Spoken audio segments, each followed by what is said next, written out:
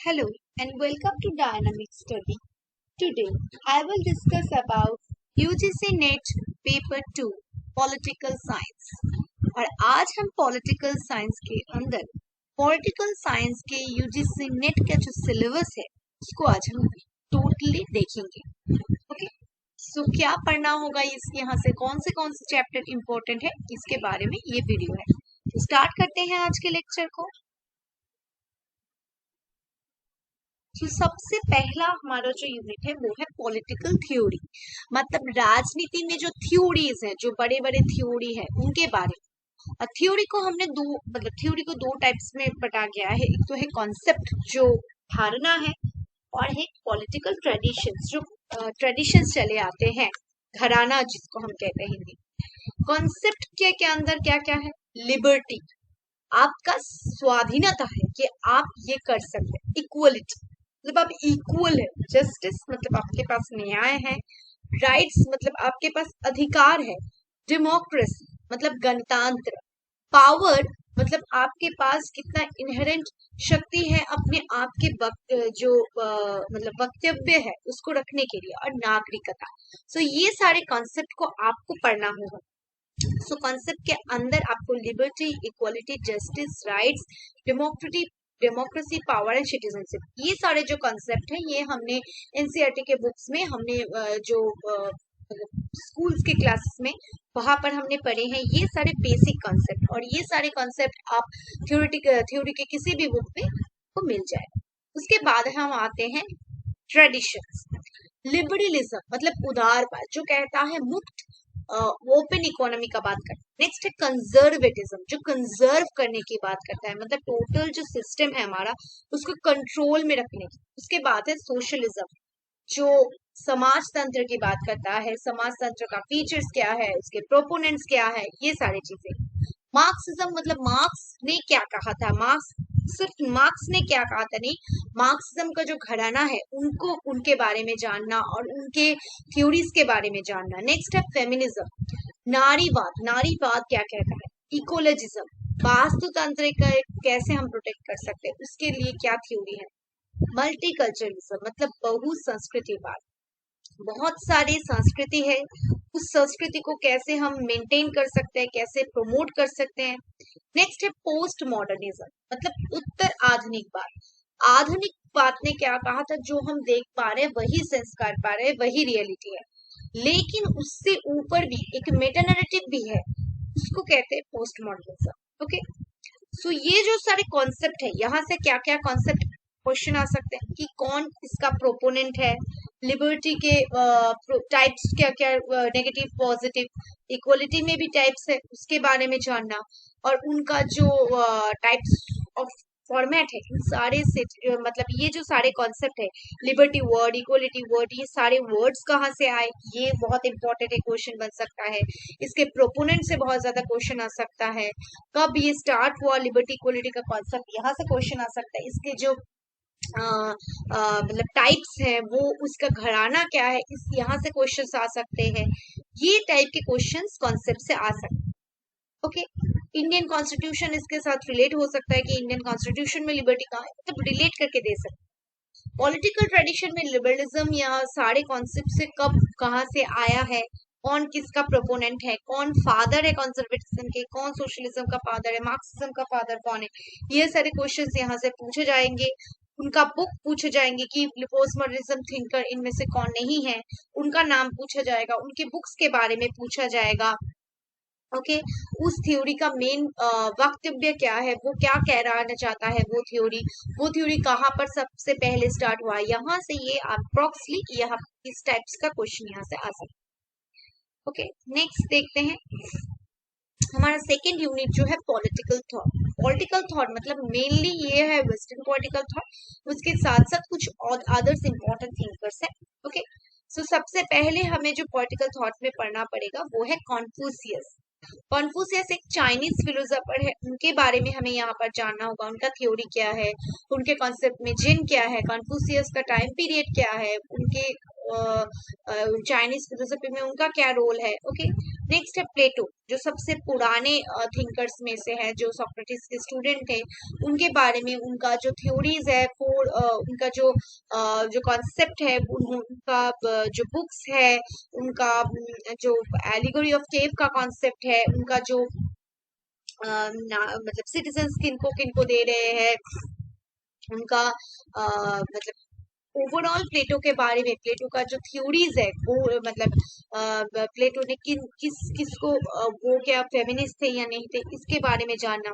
Aristotle के बारे में भी सेम, वो कब उनका क्या, उसका जो एजुकेशन इंस्टीट्यूशन का क्या नाम था, उनके बुक्स के बारे में, उनके थ्योरीज के बारे में यहाँ से बहुत सारे क्वेश्चंस आएंगे। मैकियावेली, वो धर्मनिरपेक्ष एक थिंकर थे। वो वो कैसे उनका जो बुक्स है उनके बारे में पूछा जाएगा, उनका थ्योरी के बारे में पूछा जाएगा, वो क्या प्रॉपरली सेकुलर थे या नहीं थे। हॉब्स लॉ क्रूशो से सोशल कॉन्ट्रैक्ट से बहुत सारे क्वेश्चंस पूछे जाएंगे कि कौन सबसे पहले कौन सोशल कॉन्ट्रैक्ट का जो कॉन्सेप्ट है, हॉब्स लॉ क्रूशो तीनों का अलग अलग से आएगा, यहाँ एक साथ आ सकता है कि हॉब्स के साथ लॉ का क्या डिफरेंस है, रूशो का क्या डिफरेंस है, उनका जो नेचुरल राइट्स का हॉब्स का कॉन्सेप्ट है, उनकी बुक से क्वेश्चन बन सकती है, वो एम्पिरिसिज्म के फादर कहलाते हैं। ये सारे क्वेश्चंस यहाँ से बन सकते हैं। लॉक से भी जो लाइफ, लिबर्टी और प्रॉपर्टी, उनका जो बेसिक राइट्स है, यहाँ से क्वेश्चन बन सकते हैं। उनके बुक्स से और उनकी जो थ्योरीज है, जो एम्पिरिसिज्म के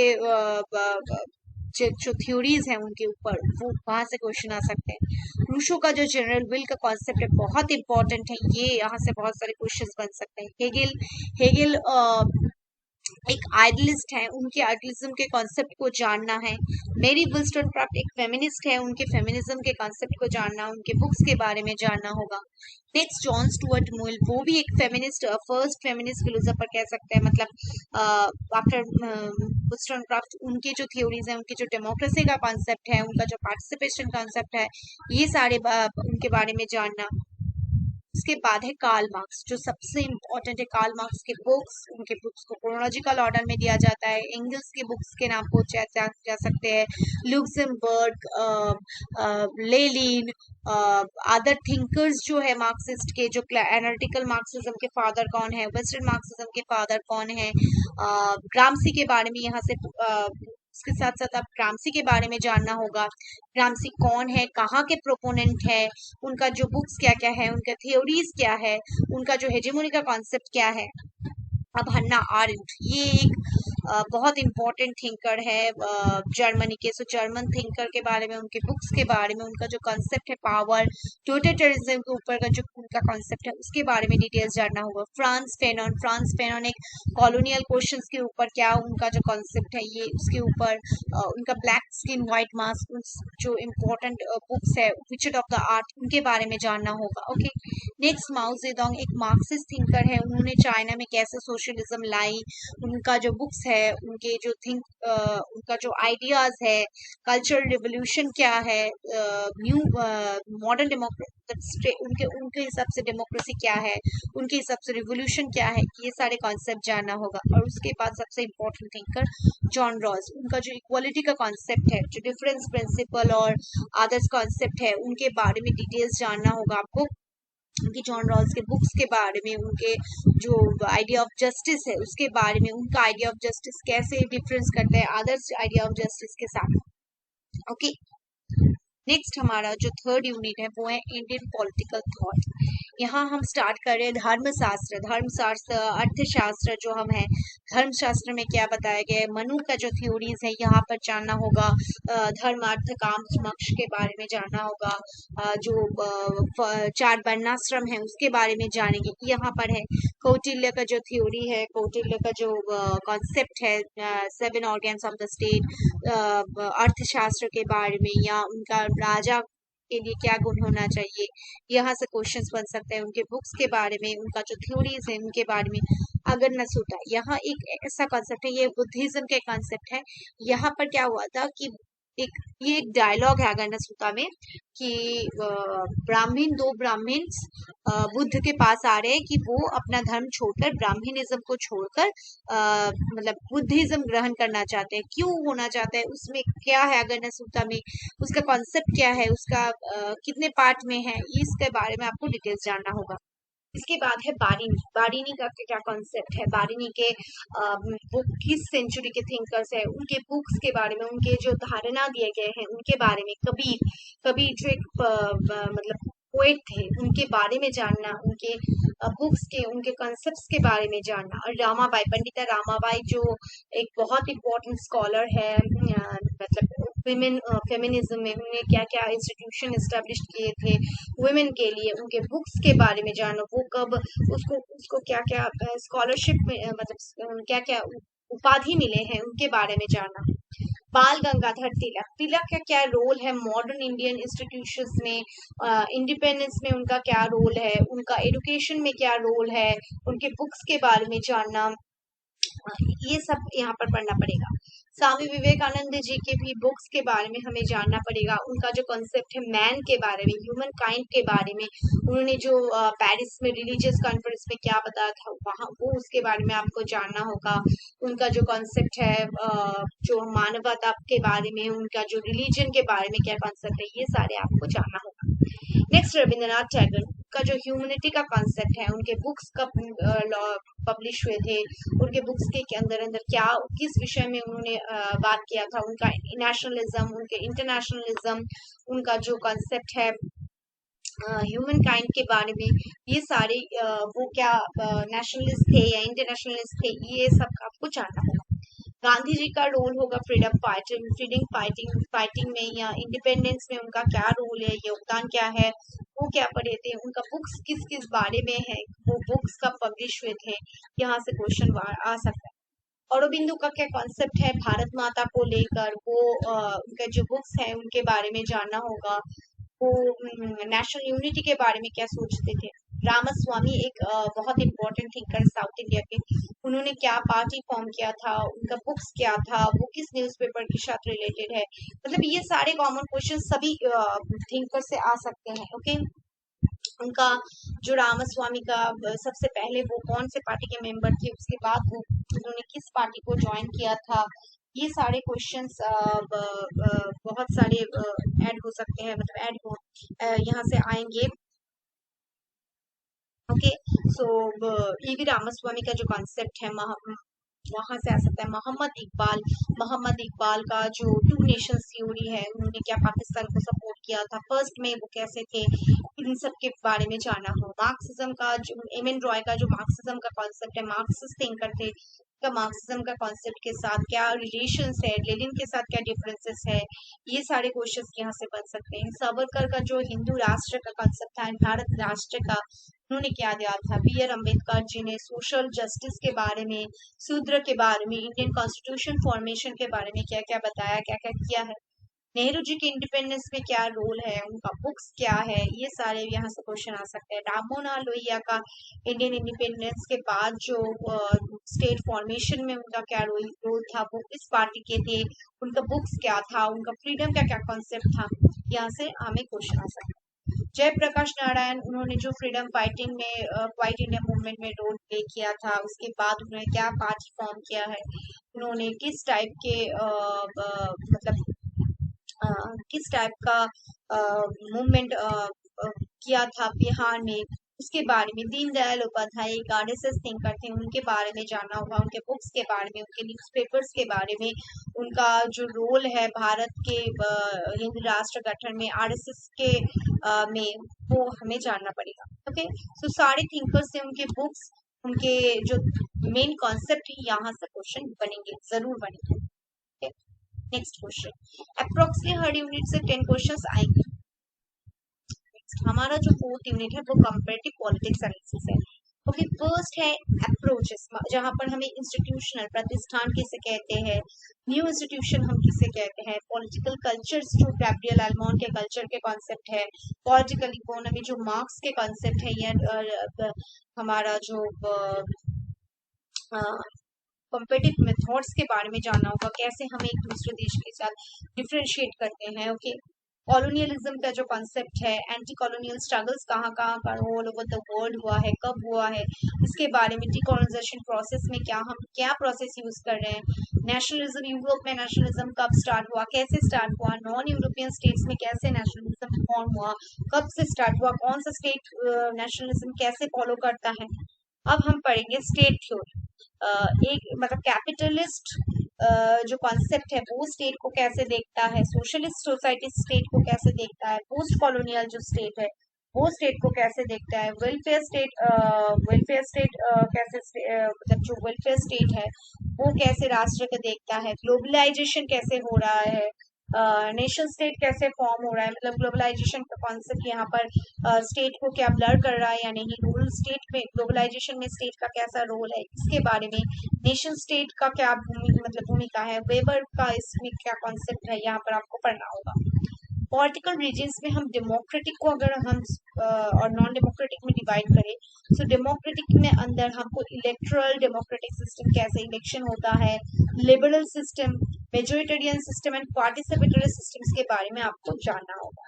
नॉन डेमोक्रेटिक रीजन्स में पैट्रिमोनियलिज्म जो कॉन्सेप्ट है, जो पितृतंत्रवाद, उसके बारे में, ब्यूरोक्रेटिक ऑथोरिटेरिज्म वो सिस्टम कहाँ देखी जाती है, उसका फीचर्स क्या है, मिलिट्री डिक्टेटरशिप फर्स्ट कहाँ स्टार्ट हुआ, इसका फीचर्स क्या है, कौन से कंट्री अभी अभी मिलिट्री डिक्टेटरशिप फॉलो कर रहा है, टोटलिटेरियन स्टेट्स अभी कौन कौन से हैं, पैसिव स्टेट्स कौन कौन से हैं, पैसिव स्टेट्स के फीचर्स क्या है, इसके बारे में आपको जानना होगा। नेक्स्ट है कॉन्स्टिट्यूशन एंड कॉन्स्टिट्यूशनलिज्म, जो संविधान का कंसेप्ट है, कॉन्स्टिट्यूशन के फॉर्म कैसे कैसे हैं, फॉर्म टाइप कैसे कैसे हैं, रूल ऑफ लॉ, हमारा यहाँ आइन का शासन जो है वो कैसे कॉन्स्टिट्यूशनलिज्म में कैसे फॉलो किया जाता है, जुडिशियल इंडिपेंडेंस हम कैसे फॉलो कर सकते हैं, मतलब कैसे फॉलो करते हैं, जुडिशियल जो इंडिपेंडेंस है वो हम कैसे फॉलो करते हैं, लिबरल कॉन्स्टिट्यूशनलिज्म को हम कैसे फॉलो करते हैं, लिबरल कॉन्स्टिट्यूशनलिज्म का मतलब क्या है, फीचर्स कैसा है, इमरजेंसी क्राइसिस में पावर्स क्या क्या यूज किए जाते हैं, कॉन्स्टिट्यूशनलिज्म का क्राइसिस हो रहा है या डेवलप हो रहा है, इसके बारे में जानना। अब democratic transition and consolidation, democratisation का प्रोसेस के बारे में जानना, ये सारे हमें यहाँ पर जानना। नेक्स्ट जो चैप्टर है बहुत बहुत इंपॉर्टेंट है वो एलिटिज्म। एलिटिज्म के बारे में हमें जानना होगा, एलिटिज्म का डेफिनेशन क्या है, एलिटिज्म फर्स्ट कहाँ से स्टार्ट हुआ, एलिटिज्म के जो सब टॉपिक्स है, एलिटिज्म के जो भाग है उनके बारे में जानना होगा। नेक्स्ट बहुत इंपॉर्टेंट और एक चैप्टर है इलेक्ट्रल सिस्टम में। इलेक्ट्रल सिस्टम मतलब क्या क्या इलेक्ट्रल सिस्टम होती है, वन पार्टी नहीं, मतलब इलेक्ट्रल सिस्टम में कभी सिंगल वोट होता है, कभी सेकंड बैलेट सिस्टम होता है, कभी पार्टिसिपेटरी होता है, तो ये सारे सिस्टम की डेफिनेशन वो कहाँ कहाँ है इसके बारे में जानना। पॉलिटिकल पार्टीज के बारे में जानना, पॉलिटिकल पार्टी की डेफिनेशंस, पॉलिटिकल पार्टी कैसे कहते हैं, उसका features, one party dominance, second party dominance कब क्या थे, इसके बारे में, इंटरेस्ट ग्रुप्स का डेफिनेशन, क्या क्या टाइप के इंटरेस्ट ग्रुप्स हम देख पाते हैं, सोशल मूवमेंट्स किसे कहते हैं, न्यू सोशल मूवमेंट्स किसे कहते हैं, एनजीओज किसे कहते हैं, सिविल सोसाइटी कैंपेन्स, रिवोल्यूशंस, इसके बारे में टोटल जानना होगा यहाँ पर। ओके, सिविल सोसाइटी हम किसे कह सकते हैं, रिवोल्यूशंस किस टाइप से होते हैं, क्या क्या टाइप्स हैं, कहाँ कहाँ देखी जाती है, इसके बारे में। नेक्स्ट जो यूनिट 5 है वो है इंटरनेशनल रिलेशन, अंतरराष्ट्रीय संपर्क। यहाँ पर सबसे पहले हमें पढ़ना पड़ेगा तथ्य, मतलब अप्रोचेस, यहाँ पर आइडियलिज्म मतलब आदर्शवाद, रियलिज्म वास्तववाद, structural marxism, new liberalism, new realism, social conservatism, critical international theory, feminism, post modernism जैसे कॉन्सेप्ट इंटरनेशनल रिलेशंस में इसका क्या इम्पैक्ट है, इनके कौन कौन थिंकर है, इस थ्योरी का फीचर्स क्या है, कौन इसके प्रोपोनेंट है, इसके रिलेटेड बुक्स, ये सारे क्वेश्चन अप्रोचेस से बन सकते हैं, बनते भी हैं। Next state system, non state actors कौन है, स्टेट्स कौन से हैं, पावर किसको हम कहते हैं, सोवरेनिटी, इंटरनेशनल रिलेशन में सोवरेनिटी का क्या इंपॉर्टेंस है, सिक्योरिटी में क्या क्या ट्रेडिशनली हम यूज करते हैं, नॉन ट्रेडिशनल एक्टर्स में सिक्योरिटी कौन से हैं। नेक्स्ट है कॉन्फ्लिक्ट एंड पीस रेगुलेशन में, पीस रेगुलेशन में हम क्या क्या यूज करते हैं, कॉन्फ्लिक्ट रेगुलेशन में हम क्या क्या मेथड का यूज करते हैं, वॉरफेयर को कैसे हम कंट्रोल करते हैं, मास डिस्ट्रक्शन को हम कैसे कर सकते हैं कंट्रोल, कॉन्फ्लिक्ट रेजोल्यूशन हम कैसे करते हैं, कॉन्फ्लिक्ट को कैसे हम ट्रांसफॉर्म करते हैं। हमारे जो सीटीबीटी में हमने पार्टिसिपेट किया, इन सीटीबीटी, एनपीटी, सॉल्ट 1, सॉल्ट 2, यहाँ पर हमने पार्टिसिपेट किया है नहीं, इसके बारे में जान। नेक्स्ट है यूएन का, यूनाइटेड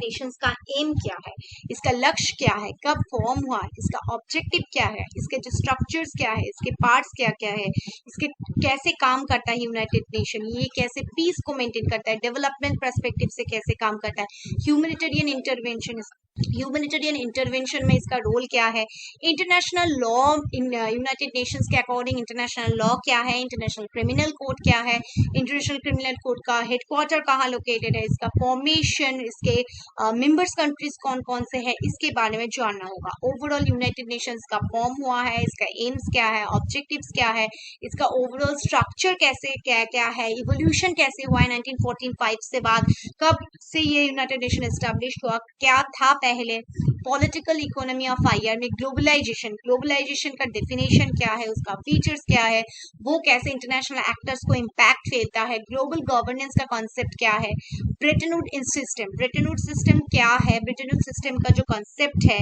वो हम कैसे काम करते हैं, ब्रेटन वुड्स सिस्टम कब कहाँ से आया, ब्रेटन वुड्स इंस्टीट्यूशन से क्या क्या इंस्टीट्यूशन एस्टैब्लिश्ड हुए हैं, जैसे नॉर्थ साउथ डायलॉग क्या है, नॉर्थ साउथ में क्या डायलॉग हुआ है, मतलब नॉर्थ कंट्री के साथ साउथ कंट्रीज का डायलॉग क्या है, डब्ल्यूटीओ के फॉर्मेशन, डब्ल्यूटीओ का फंक्शन, डब्ल्यूटीओ के रोल इन इंटरनेशनल स्फीयर, जी20 क्या फॉर्म हुआ है, जी20 के मेंबर्स, डब्ल्यूटीओ के मेंबर्स, कितने सारे मेंबर्स कंट्री है, क्या क्या फॉर्म हुआ है, जी20 के साथ साथ आपको जी8 जी7 भी पढ़ना होगा।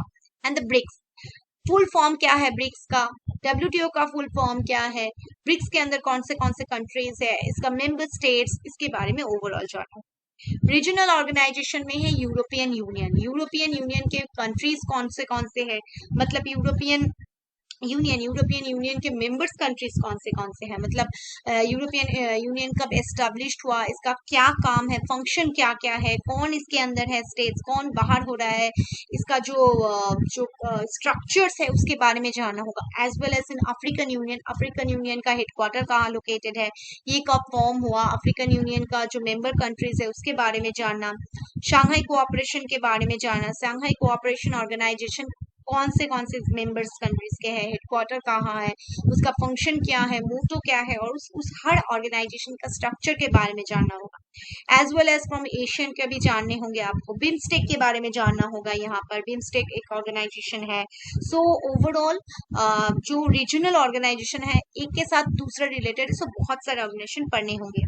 नेक्स्ट है कंटेम्पोररी चैलेंजेस, इंटरनेशनल टेररिज्म के बारे में आपको जानना होगा, क्लाइमेट चेंज के इश्यूज के बारे में, environmental concerns, human right, migration, refugee के कॉन्सेप्ट, पॉवर्टी डेवलपमेंट में इंडेक्स में क्या रोल है, इंडिया का क्या स्थान है, रिलीजन में क्या कंटेम्पोररी चैलेंज मीन रिलीजन की वजह से क्या क्या चैलेंजेस फेस करने हो रहे, कल्चरल आइडेंटिटी की वजह से, इंटरनेशनल टेररिज्म फर्स्ट कब स्टार्ट हुआ, क्या क्या एक्ट लिए गए हैं इसके अकॉर्डिंग, क्लाइमेट को प्रोटेक्ट करने के लिए क्या क्या क्लाइमेट चेंज के लिए क्या क्या कन्वेंशन किए गए हैं, क्या क्या प्रोटोकॉल प्रोवाइड किया गया है, ह्यूमन राइट्स को कंट्रोल में लाने के लिए ह्यूमन राइट्स एक्ट के बारे में डिटेल्स जानना, उनके आर्टिकल्स के बारे में जानना, माइग्रेशन क्या है, रिफ्यूजी कॉन्सेप्ट, दोनों अलग कॉन्सेप्ट है, डेवलपमेंट में के लिए क्या क्या कॉन्सेप्ट लिए जा रहे हैं इंटरनेशनल स्फीयर में, ये है इंटरनेशनल रिलेशन। नेक्स्ट हमारा जो टॉपिक है वो है India foreign policy. India foreign policy में क्या क्या रोल प्ले कर रहा है, मतलब इंडिया एक पोस्ट कॉलोनियल कंट्री है, मतलब कॉलोनी थी, कॉलोनी से निकलकर कैसे वो फॉरेन पॉलिसीज को एडप्ट कर रहे हैं, कैसे वो पावर में आ रहा है, इमर्जिंग पॉलिटिकल इकोनॉमी के तौर पर कैसे आ रहा है, इंडिपेंडेंस के बाद उन्होंने क्या क्या इंडिया ने फॉलो अप किया है फॉरेन पॉलिसी में, फॉरेन क्या क्या प्रोजेक्ट्स लिए हैं, कैसे फॉरेन चीजों को मेंटेन किया है, इसके बारे में इसके यहाँ पर जानेंगे। इसके साथ इंडिया का सबसे बहुत इंपॉर्टेंट एक रोल है नॉन अलाइनमेंट मूवमेंट के participate. So non alignment movement में इंडिया का क्या पार्ट है, क्या रोल है, फीचर्स क्या है, नॉन अलाइन मूवमेंट में कौन से पार्टी पार्टिसिपेट कर रहे हैं, कितने मेंबर्स हैं, इसके बारे में टोटल नॉन अलाइनमेंट मूवमेंट के बारे में जानना। इंडिया न्यूक्लियर पॉलिसी, सबसे पहले कब न्यूक्लियर टेस्ट हुआ था इंडिया का सेकेंड कब हुआ था, इसके बारे में ओवरऑल जानना। इंडिया का रिलेशंस यूएसए, यूएसएसआर, चाइना, इन कंट्रीज के साथ क्या क्या समिट्स होते हैं, कब वो मीटअप करते हैं, इसके बारे में जानना। नेक्स्ट है India's engagement with multipolar worlds, जो अलग अलग ऑर्गेनाइजेशन है, European union, BRICS, ASEAN, Shanghai, gulf countries, African union, SCDC मतलब साउथ अफ्रीकन डेवलपमेंट कम्युनिटी जैसे बड़े बड़े ऑर्गेनाइजेशन के साथ इंडिया का रिलेशंस कैसे है, संबंध कैसे है, वो उनमें आदान प्रदान होते हैं या नहीं, लोन लेते हैं नहीं, वो कैसे इम्पैक्ट करता है इंडिया फॉरेन पॉलिसी को, इसके बारे में जाना। जो इंडिया का नेबरहुड है जैसे कि 60 कंट्रीज है, जो बांग्लादेश, पाकिस्तान, इनके साथ कैसा संबंध है, गुजरात डॉक्ट्रिन क्या है, गुजरात डॉक्ट्रिन कब लिया गया था, कौन से प्रधानमंत्री के समय, क्या फीचर्स है, इसका मोटो क्या है, लुक ईस्ट पॉलिसी क्या है, एक्ट ईस्ट पॉलिसी क्या है, लुक वेस्ट पॉलिसी क्या है, ये सारी इंडिया ने कब लिया था, कौन तब प्रधानमंत्री थे, इसका फीचर्स क्या है, इसका मोटो क्या है, इसके बारे में जाना। India negotiation strategies with international regimes मतलब यूनाइटेड नेशंस के साथ, world trade organisation, international monetary fund, world international inter governmental panel on climate change के साथ इंडिया का रिलेशंस कैसा है, यूनाइटेड स्टेट्स में इंडिया का कैसा रोल प्ले कर रहा है, क्या इसका परमानेंट मेंबर है या नॉन परमानेंट मेंबर है, वर्ल्ड ट्रेड ऑर्गेनाइजेशन से ट्रेड कैसे होता है, मॉनिटरी फंड से क्या वर्ल्ड बैंक से इंडिया लोन लेती है, कितना लोन लेती है, इसके बारे में जानना। इंटर गवर्नमेंटल पैनल में इंडिया ने एनवायरनमेंट को प्रोटेक्शन देने के लिए क्या क्या स्कीम्स लोन ली है, इसके बारे में जानना। नेक्स्ट है कंटेम्पोररी चैलेंजेस में मेरीटाइम सिक्योरिटी, जो पानी के अंदर जो सिक्योरिटी है उसको कैसे मेंटेन कर रहे हैं, एनर्जी सिक्योरिटी कैसे मेंटेन हो रहा है, एनवायरमेंटल सिक्योरिटी, माइग्रेशन रिफ्यूजी को लेकर क्या क्या हो रहा है, वाटर रिसोर्सेज को लेकर कंटेम्प्रेरी चैलेंजेस है उसको कैसे इंडिया ओवरकम कर रहे हैं, इंटरनेशनल टेररिज्म, साइबर सिक्योरिटी जैसे कंसेप्ट को इंडिया कैसे डील कर रही है, इसके बारे में यहाँ पर हम जान रहे हैं। नेक्स्ट है पॉलिटिकल इंस्टीट्यूशन, ये हम सब पढ़ते हैं जो लक्ष्मीकांत में है डिटेल्स, लेकिन इसको हमको धीरे धीरे समझना होगा। सबसे पहले इंडियन कॉन्स्टिट्यूशन का मेकिंग प्रोसेस, इंडियन कॉन्स्टिट्यूशन कैसे कॉन्स्टिट्यूशन मतलब पिट्स एक्ट से शुरू कर रेगुलेशन एक्ट 1873 से शुरू कर पिट्स एक्ट से चलकर गवर्नमेंट ऑफ इंडिया एक्ट से गवर्नमेंट ऑफ इंडिया एक्ट 1947 तक कैसे आया, यहाँ पर हम नेशनल मूवमेंट से कैसे कॉन्स्टिट्यूशन मेकिंग प्रोसेस हम जानेंगे। नेक्स्ट देखेंगे कॉन्स्टिट्यूशन असेंबली का कंपोजिशन क्या है, कौन कौन इसके मेंबर्स थे, यहाँ पर कॉन्स्टिट्यूशनल डिबेट्स कैसे हुआ, कितने आर्टिकल्स इंडियन कॉन्स्टिट्यूशन में बनाए गए, कैसे डिबेट्स हुआ, इसके बारे में। नेक्स्ट प्रीएम्बल जो प्रस्तावना है, फंडामेंटल राइट्स कितने हैं उसके बारे में डिटेल्स जाना, उनका जो एक्सेप्शंस है उसके बारे में जाना, constitutional directive principles of state policy क्या है, उसका आर्टिकल्स क्या क्या है, ये कॉन्सेप्ट कहाँ से लिया गया है, ओके, एज वेल एज हमें फंडामेंटल ड्यूटीज भी पढ़नी होगी। Next constitutionalism in India, democracy का मतलब क्या है, सोशल चेंज का मतलब क्या है, नेशनल यूनिटी का मतलब क्या है, चेक्स एंड बैलेंस कैसे हम मेंटेन करते हैं, हमारा बेसिक स्ट्रक्चर डिबेट कैसा है, कॉन्स्टिट्यूशन अमेंडमेंट हम कैसे कर सकते हैं, 3 जो प्रोसेस है वो कैसे कैसे है, कौन सा चीज कौन से क्षेत्र में आता है, इसके बारे में जानना। President, prime minister, council of minister, प्रधानमंत्री, राष्ट्रपति और काउंसिल ऑफ मिनिस्टर्स के बारे में जाना, उनका फीचर्स, उनके आर्टिकल्स, वो क्या काम करते हैं, वो कैसे इलेक्टेड होते हैं, डायरेक्ट या इनडायरेक्ट, इनके बारे में जाना। Rule of the parliament, parliamentary जो कमिटीज है, लोकसभा है, राज्यसभा है, वो कैसे काम करते हैं, उनका स्ट्रक्चर कैसा है, वो उनका फंक्शन कैसे करते हैं, उनके कमिटीज के बारे में जानना। नेक्स्ट है जुडिशियरी, जो सुप्रीम कोर्ट है, हाई कोर्ट है, जुडिशियल रिव्यू प्रोसेस कैसा है, सुप्रीम कोर्ट का फॉर्मेशन वो कब फॉर्म हुआ, उसके जो टाइप्स एरियाज है सुप्रीम कोर्ट का, जो मेन एरिया है, अप्लाइड एरिया है, उनके बारे में जानना। As well as in high court, सबसे पहला हाई कोर्ट क्या है, कौन सा हाई कोर्ट ज्यादा पावरफुल है, जुडिशियल रिव्यू किसे कहते हैं हम, जुडिशियल एक्टिविज्म, जुडिशियल रिफॉर्म, ये कॉन्सेप्ट कहाँ से आए हैं और इंडिया में क्या ये एप्लीकेबल है। स्टेट जो लेजिस्लेटिव ऑर्गेन्स है जैसे कि गवर्नर के बारे में जानना, state chief ministers, state legislative organs के बारे में जानना। इंडिया का फेडरलिज्म कैसा है, वो एसिमिस्ट्री है या प्रॉपर फेडरलिज्म है, फेडरलिज्म का कॉन्सेप्ट, उसका फीचर्स, इंडिया का सिस्टम के साथ उसका लिंक, जो मैकेनिज्म है, स्टेट काउंसिल, इमरजेंसी में हम क्या करते हैं, ये सारी चीजें यहाँ पर जानना।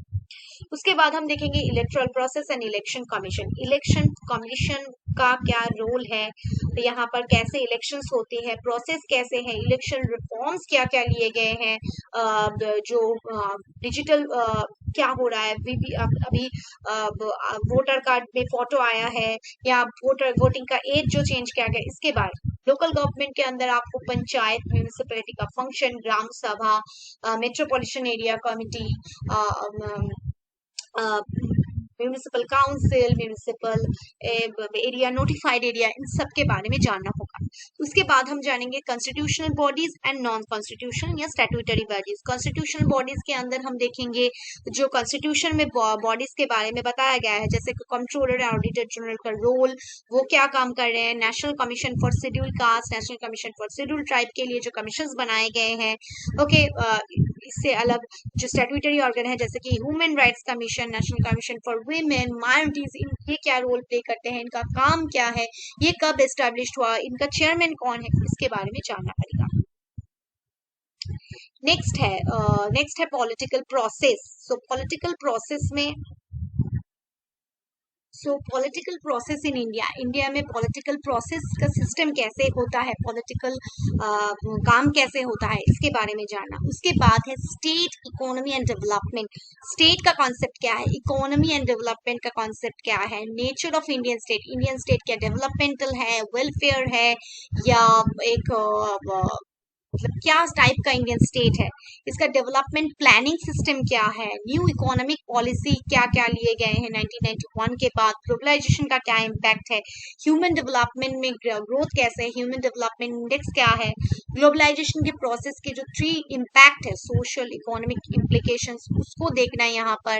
ओके, नेक्स्ट है आइडेंटिटी पॉलिटिक्स, रिलीजन के बारे में जानना, what is the concept of religion, tribe का कॉन्सेप्ट कहाँ से आया, कॉन्स्टिट्यूशन में ट्राइबल पॉलिटिक्स के बारे में जानना, ट्राइबल के लिए क्या क्या प्रोटेक्शन दिए गए हैं, कास्ट जो शेड्यूल कास्ट है उनके लिए क्या क्या प्रोटेक्शन है, रीजनल जो आंदोलन हुए हैं उनके हिसाब से रीजन क्या क्या मिले हैं, लैंग्वेज के लिए जो मूवमेंट हुआ है, सबसे पहले लैंग्वेज के लिए मूवमेंट क्या है, ये सारे देखना।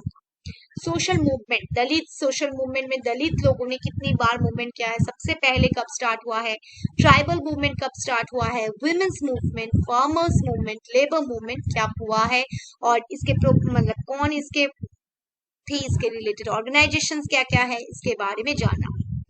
नेक्स्ट, ओके, इसके साथ साथ सिविल सोसाइटी ग्रुप्स, जो नॉन पार्टी सोशल फॉर्मेशन है, नॉन पार्टी ग्रुप्स है, जो पार्टी नहीं है, पॉलिटिकल पार्टी नहीं है, एनजीओ टाइप्स के ऑर्गेनाइजेशन, सोशल एक्शन ग्रुप्स क्या है, इसका कॉन्सेप्ट कहाँ से आया, इसका डेफिनेशन क्या है, इसका रोल क्या है, इसका फंक्शन क्या है, इसके बारे में जानना। नेक्स्ट है जो रीजनल पॉलिटिक्स है, स्टेट पॉलिटिक्स है।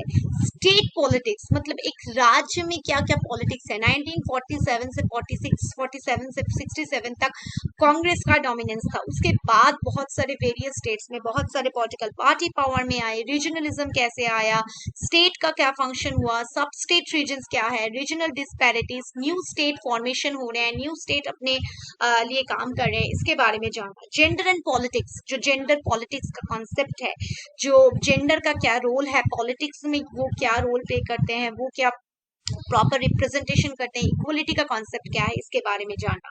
नेक्स्ट है ideology and social basis of political parties, जो आइडियोलॉजिकल बेसिस है, सोशल बेसिस है पॉलिटिकल पार्टीज का, पार्टीज का बेस क्या है, नेशनल पार्टीज किसको कहते हैं, स्टेट पार्टीज का क्या नाम क्या है, कौन से नेशनल पार्टीज है, स्टेट पार्टीज किसने हैं, उसका कौन सा कैसा फीचर्स होने की वजह से आप नेशनल पार्टी हो सकते हैं, किस फीचर्स की वजह से आप स्टेट पार्टी हो सकते हैं, इसके बारे में ओवरऑल जानना। नेक्स्ट है इलेक्टोरल पॉलिटिक्स, जो हमारा है पार्टिसिपेशन कैसे होता है, कॉन्टेस्टेशन में हम कैसे पार्टिसिपेट कर सकते हैं, रिप्रेजेंटेशन क्या है, ओवरऑल इलेक्टोरल पॉलिटिक्स के बारे में जानना।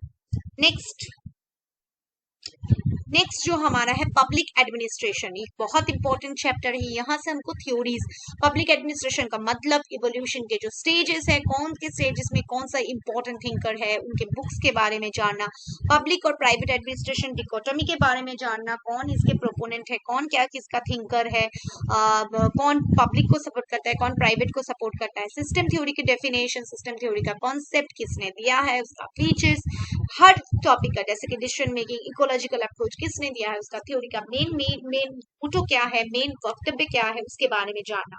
पब्लिक एडमिनिस्ट्रेशन की थ्योरीज क्या क्या है, कॉन्सेप्ट क्या क्या है, जैसे कि साइंटिफिक मैनेजमेंट थ्योरी किसने दिया था, उसका फीचर्स, उसका जो टेलर के बारे में जानना। रैशनल चॉइस किसने दिया था, new public administration, development administration कब आया था, इसके बारे में डिटेल्स जानना। सीपीए कंपैरेटिव पब्लिक एडमिनिस्ट्रेशन के बारे में जानना, न्यू पब्लिक मैनेजमेंट कैसे चेंज हो रहा है पब्लिक एडमिनिस्ट्रेशन लिबरलाइजेशन ग्लोबलाइजेशन के पीरियड में। साइंटिफिक मैनेजमेंट थ्योरी का कॉन्सेप्ट क्या है, ब्यूरोक्रेटिक थ्योरी का उसका जो पार्ट्स है, ट्रेडिशनल ब्यूरोक्रेसी हम किसे कहते हैं, कैरिस्मेटिक ब्यूरोक्रेसी किसे कहते हैं, वेबर के बारे में जानना, वेबर के बुक्स के बारे में जानना, ह्यूमन रिलेशंस में एल्टन मेयो के बारे में जानना। Theories and leadership and motivation में हम लीडरशिप के क्वालिटीज के बारे में जानेंगे, ट्रेड थ्योरी के बारे में जानेंगे, यहाँ पर मोटिवेशन में हर्सबर्ग एंड मास्लो के कॉन्सेप्ट के बारे में जानेंगे। नेक्स्ट, चेस्टर बर्नर्ड के कॉन्सेप्ट के बारे में, जो प्रिंसिपल्स है ऑर्गेनाइजेशन की, उसके बारे में। कम्युनिकेशन थ्योरीज के बारे में जानेंगे, formal information, informal communication, what is change communication, informal communication के अंदर क्या क्या आता है, कॉन्फ्लिक्ट को कैसे हम रेगुलेट करेंगे, इसके बारे में। जो पीटर ड्रूकर, जो मैनेजमेंट के बहुत इंपॉर्टेंट थिंकर है, उनके बारे में जानना। मैनेजमेंट में ऑब्जेक्टिव्स, पीटर ड्रूकर के बारे में जानना, उनका जो थ्योरी है मैनेजमेंट में, उसके बारे में जानना। ओके, नेक्स्ट, आज का हमारा जो नेक्स्ट सिलेबस का लास्ट टॉपिक है वो है governance and public policy. Governance का डेफिनेशन क्या है, फीचर्स क्या है, गुड जो वर्ल्ड बैंक ने क्या दिया था, वर्ल्ड बैंक में क्या क्या फीचर्स के बारे में बताया, गुड गवर्नेंस क्या है, कौन से साल में ये कॉन्सेप्ट आया था, वर्ल्ड बैंक का जो पैरामीटर्स है, किस किस क्षेत्र में हम कह सकते हैं ये गुड गवर्नेंस है, डेमोक्रेटिक गवर्नेंस का कॉन्सेप्ट, क्या रोल है स्टेट का, सिविल सोसाइटी का रोल क्या है, इंडिविजुअल्स क्या रोल प्ले करते हैं गवर्नेंस में। अकाउंटेबिलिटी एंड कंट्रोल, मतलब कैसे एक विभाग दूसरे विभाग को कंट्रोल करता है, मतलब लेजिस्लेटिव एग्जीक्यूटिव को कैसे कंट्रोल करता है, एग्जीक्यूटिव जुडिशियरी को कैसे कंट्रोल करता है, इसके बारे में जानेंगे। करप्शन को हम कैसे कंट्रोल करते हैं, एडमिनिस्ट्रेटिव रिफॉर्म्स के बारे में जानना। Next, right to information act क्या है, कब आया, उसके बारे में जानना। कंज्यूमर प्रोटेक्शन एक्ट जो है, कंज्यूमर प्रोटेक्शन एक्ट के बारे में हमें डिटेल्स जानना होगा। सिटीजन चार्टर के बारे में जानना होगा। ग्रीवेंस एड्रेसल जो मैकेनिज्म है, ओम्बुड्समैन का कॉन्सेप्ट कहाँ से आया, लोकपाल का कॉन्सेप्ट, लोकपाल बिल क्या है, लोकपाल बिल में क्या क्या बताया गया है, लोकायुक्त किसके लिए है, कौन से साल में आया, इसके बारे में। पंचायती राज इंस्टीट्यूशन एंड फंक्शंस, वो हमने पॉलिटिकल जो इंडियन कॉन्स्टिट्यूशन उसके पार्ट में ही पढ़ लिए हैं। ओके, सो यहाँ पर भी ये ओवरलैप टॉपिक है। नेक्स्ट है डेवलपमेंटल प्लानिंग कैसे हो रहा है, planning sustainable development, planning sustainably हो रहा है यहाँ। ई गवर्नेंस में क्या क्या स्कीम्स है, ई गवर्नेंस के प्रोजेक्ट्स क्या क्या है, क्या ई गवर्नेंस में रूल्स फॉलो किए जाते हैं। नीति आयोग एक अपॉइंटेड कमीशन है जो प्लानिंग कमीशन को रिप्लेस किया है। नीति आयोग के कॉन्स्टिट्यूशनल कंपोजिशन के बारे में, उसके एरियाज के बारे में। Next, public policy as an instrument of socio economic development, public policy ने सोशियो इकोनॉमिक डेवलपमेंट में क्या काम किया है।